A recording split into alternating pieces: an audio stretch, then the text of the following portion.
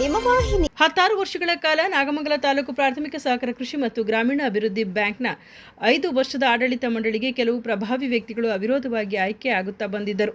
ಆದರೆ ಈ ಬಾರಿ ಪ್ರಬಲವಾಗಿ ಜೆಡಿಎಸ್ ಪಕ್ಷದ ಅಭ್ಯರ್ಥಿಗಳು ಪ್ರತಿರೋಧ ಒಡ್ಡಿದ ಹಿನ್ನೆಲೆಯಲ್ಲಿ ಪ್ರತಿಫಲವಾಗಿ ಚುನಾವಣೆಯ ಅಖಾಡಕ್ಕೆ ಎಲ್ಲ ಅಭ್ಯರ್ಥಿಗಳು ಇಳಿಯಬೇಕಾಯಿತು. ಪಿಎಲ್ಡಿ ಬ್ಯಾಂಕ್ 5 ವರ್ಷದ ಆಡಳಿತ ಮಂಡಳಿಗೆ 14 ನಿರ್ದೇಶಕರ ಸ್ಥಾನಗಳು ಇದ್ದು ಈಗಾಗಲೇ ಅವಿರೋಧವಾಗಿ 2 ಸ್ಥಾನಗಳು ಆಯ್ಕೆಯಾಗಿದೆ.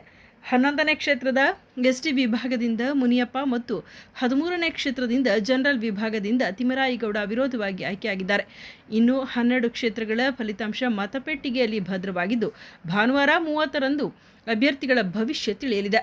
ನಾಗಮಂಗಲ ಪಿಎಲ್ಡಿ ಬ್ಯಾಂಕ್ ಚುನಾವಣೆಯ ಹಲವಾರು ನ್ಯೂನತೆಗಳ ಕುರಿತು ಹೈಕೋರ್ಟ್ ನ್ಯಾಯಾಲಯಕ್ಕೆ ಹಲವಾರು ಜನ 24 ದೂರುಗಳು ದಾಖಲಿಸಿದರು. ಈ ಎಲ್ಲ ಪ್ರಕರಣಗಳು ತೀರ್ಮಾನದ ಹಿನ್ನೆಲೆಯಲ್ಲಿ ಪಿಎಲ್ಡಿ ಬ್ಯಾಂಕ್ ಫಲಿತಾಂಶ ಹೊರಬೀಳಲು ಭಾನುವಾರ 30ರಂದು ನಿಗದಿ ಮಾಡಲಾಗಿದೆ. ಇತಿಹಾಸದಲ್ಲಿ ಪಿಎಲ್ಡಿ ಬ್ಯಾಂಕ್ ಚುನಾವಣೆ ಈ ಬಾರಿಯಂತೆ ಎಂದೂ ಕೂಡ ನಡೆದಿರಲಿಲ್ಲ.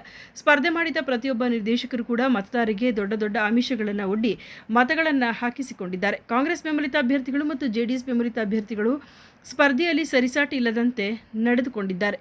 ಯಾವ ಪಕ್ಷದ ಮಂಡಳಿಗೆ ಪಿಎಲ್ಡಿ ಬ್ಯಾಂಕ್ ಸೇರುತ್ತದೆ ಕಾದು ನೋಡಬೇಕು. ಸುದ್ದಿ ವಾಹಿನಿಯ ಹೆಚ್ಚಿನ ಮಾಹಿತಿಗಾಗಿ ಸಬ್ಸ್ಕ್ರೈಬ್ ಆಗಿ ಹಾಗೂ ಬೆಲ್ ಬಟನ್ ಒತ್ತಿ.